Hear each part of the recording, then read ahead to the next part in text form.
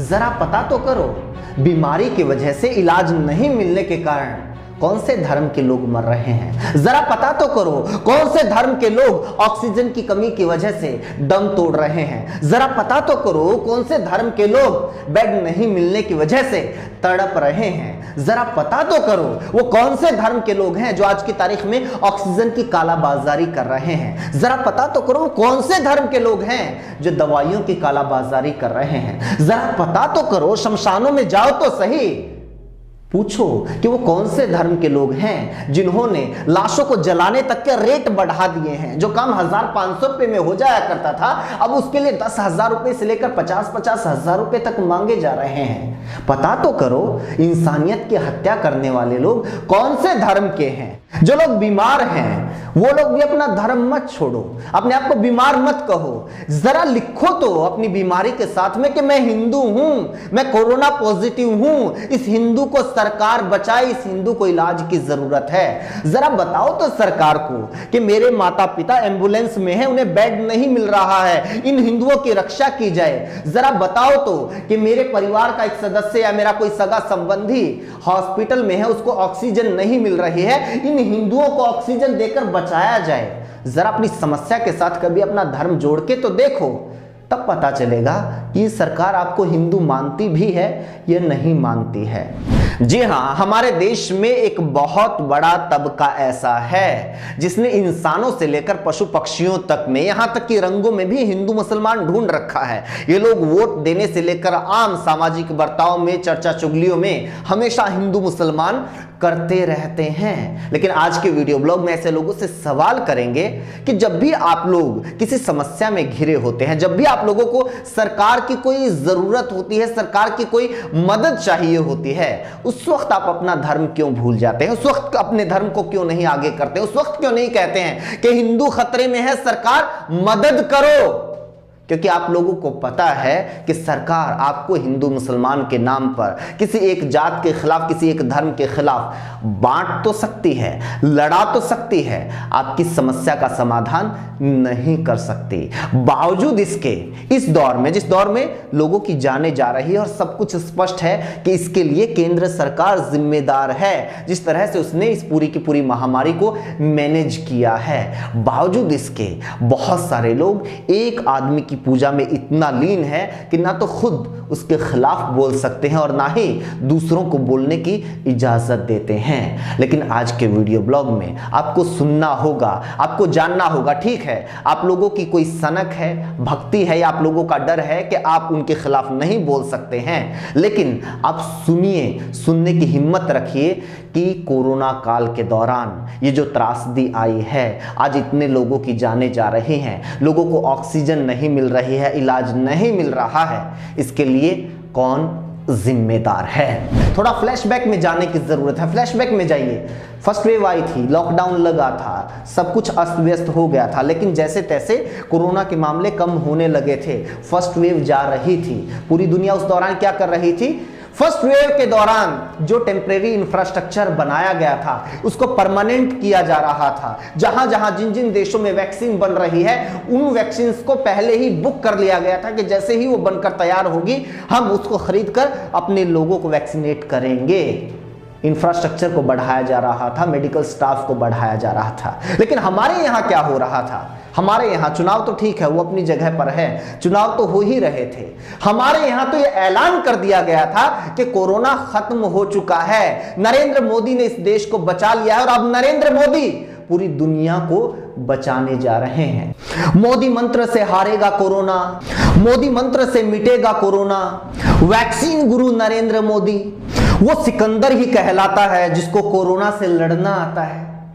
यानी हमारे देश में जिस वक्त सेकेंड वेव से लड़ने के लिए तैयारियां होनी थी, उस टाइम पे महिमा मंडन हो रहा था। जब सवाल पूछे जाने थे कि सेकेंड वेव से लड़ने के लिए क्या कुछ तैयारियां हैं, उस टाइम पे व्यक्ति पूजन चल रहा था। ऐसा नहीं है कि सरकार को नहीं पता था कि सेकेंड वेव आने वाली है, ये तो पूरी दुनिया को पता था। और इसीलिए रणदीप सिंह सुरजेवाला एक पोस्ट में लिखते हैं, कई खबरों का हवाला देते हुए, उसके बारे में आप जान लीजिए। मार्च 2020 में भारत सरकार के एम्पावर्ड ग्रुप ने आगाह कर दिया था कि ऑक्सीजन उपलब्ध होनी चाहिए, इसके बारे में चेतावनी दे दी थी। क्या पूछने वाला है कोई? पीएम केयर फंड से 21 अक्टूबर 2020 को 150 अस्पतालों में ऑक्सीजन प्लांट लगाने का टेंडर जारी किया गया था। बताइए कितने ऑक्सीजन प्लांट हैं वो जो शुरू हो चुके हैं, जहां पर प्रोडक्शन हो रहा है। अब 6 अप्रैल 2021 को थोड़े दिन पहले और ऐलान कर दिया गया है कि 100 नए ऑक्सीजन प्लांट बनाए जाएंगे। ये कब तक बनेंगे, कब तक काम करने लग जाएंगे, कब तक यहाँ से सप्लाई शुरू हो जाएगी? क्या तब तक जिन मरीजों को आज की तारीख में ऑक्सीजन की जरूरत है वो लोग अपनी सांसें रोक सकते हैं? कैसा हुनर है, कैसी शक्ति प्राप्त है किसी को? जाहिर है जब ये सरकार मरीजों को, अस्पतालों को ऑक्सीजन देने में विफल साबित हुई तो इसने ब्लेम गेम खेलना शुरू कर दिया। ये जो जिम्मेदारी की टोपी है ये किसानों के सर पहनाने की कोशिश की। आरोप लगा दिया गया सरकार के कुछ नेताओं की तरफ से, एक कंपनी की तरफ से, और जो मीडिया है उसका आपको पता है उसकी तरफ से, कि किसानों की वजह से ऑक्सीजन लेट हो गई है। किसानों ने कहा था कि आप लोग प्लांट मत लगाइए, किसानों ने कहा था कि आप लोग सप्लाई सुचारू रखिए, किसानों ने कहा था कि सेकेंड वेव से जब बहुत सारे लोग मर जाएंगे तब आप लोग जागिएगा। लेकिन कहा गया कि वहां पर रोड जाम है, जबकि अंधों को भी पता है, अंधों ने भी देखा है कि रोड जाम करने का काम सरकार ने किया था, बैरिकेड लगाने का, कंक्रीट की दीवारें खड़ी करने का और वहां पर कीले तक ठोकने का काम सरकार ने किया था, रोड रोकने का काम सरकार ने किया था। किसान तो लगातार उनको खोलने की मांग कर रहे थे और किसानों ने क्या किया? ठीक है, सियासत अपनी जगह है, लेकिन जो ड्राइवर है, जो ट्रक लेकर जा रहा था ऑक्सीजन का, उसने बताया है, कैमरा के ऊपर बताया है कि किसानों ने तो मदद की है ट्रक को जल्दी हॉस्पिटल तक पहुंचने में। आगे क्या बहुत जल्दी लगा के लेके आते हैं। कितने घंटे में आगे मोदी नगर से यहाँ तक? 2-2.5 घंटे में आ जाते। और वैसे नॉर्मली कितना समय लगता है? जब हम पहले घूम के आते थे गाजीपुर बॉर्डर पर किसान आंदोलन की वजह से, हाँ। 5 घंटे लगते थे। अच्छा, अब किसान आंदोलन बाधा तो नहीं बना ना? ना अब तो वो पुलिस वालों की वजह से रास्ता क्लियर मिला। तो उन्होंने भी, किसानों ने रास्ता दे दिया था। किसानों ने रोका तो नहीं, ना हो गए, निकलने दिया। कुल मिलाकर सरकार जब भी विफल होती है तो कोई ना कोई शिकार ढूंढती है कि किसके ऊपर सारा का सारा ठीकरा फोड़ दिया जाए। पिछली बार हमने देखा मुसलमानों के ऊपर, तबलीगी जमात के ऊपर उनको किस तरह से निशाना बनाया गया कि मानो सब कुछ उन्होंने ही किया हो। इस बार भी ठीकरा फोड़ने की कोशिश हो रही है किसानों के ऊपर। लेकिन अगर आप लोगों के अंदर इंसान जिंदा है, एक नागरिक जिंदा है, तो आप लोग अलर्ट रहिए, पूछते रहिए, पूछिए कि आपने क्या तैयारी की, कितने नए हॉस्पिटल्स बनाए, कितने पीजीआई बनाए, कितने एम्स बनाए, कितने डॉक्टर्स की भर्ती की, कितने मेडिकल स्टाफ की भर्ती की, कितनी आपने ऑक्सीजन सप्लाई बढ़ाई, कितनी दवाइयों का निर्माण किया।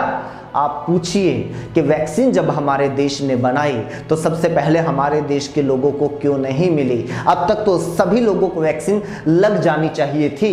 क्यों आपने हमारे देश के लोगों से ज्यादा तरजीह पाकिस्तान को दी, अमेरिका और दूसरे देशों कनाडा को दी? क्यों सबसे पहले वहां पर वैक्सीन आपने पहुंचाई, जबकि दूसरे देश जो वैक्सीन नहीं बना रहे थे वो लोग तो एडवांस में बुकिंग कर रहे थे।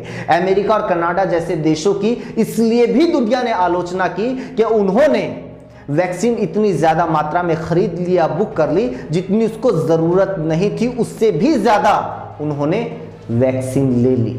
लेकिन हमारे यहां पर उल्टा है, जितनी हमें जरूरत है उसका 10% भी अब तक हम लोगों को नहीं दे पाए हैं।